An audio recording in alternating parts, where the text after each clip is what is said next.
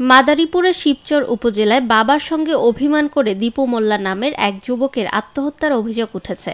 ৫ই মার্চ বৃহস্পতিবার দিবাগত রাত আনুমানিক ৩টার দিকে উপজেলার বাহেরাতলা উত্তর ইউনিয়নের ২ নং ওয়ার্ডের জাদুয়ারচর কলমখান কান্দি এলাকায় এ ঘটনাটি ঘটে।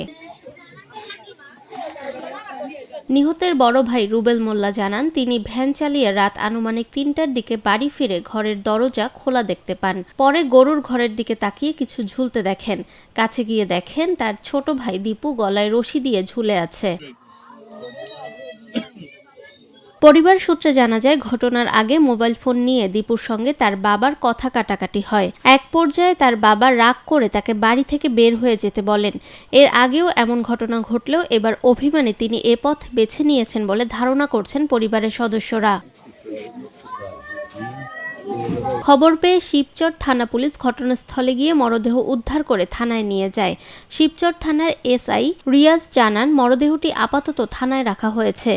ওসির নির্দেশে ময়নাতদন্তের জন্য মাদারীপুর পাঠানো হবে। নিরপেক্ষ, সত্য প্রকাশে আপোষহীন।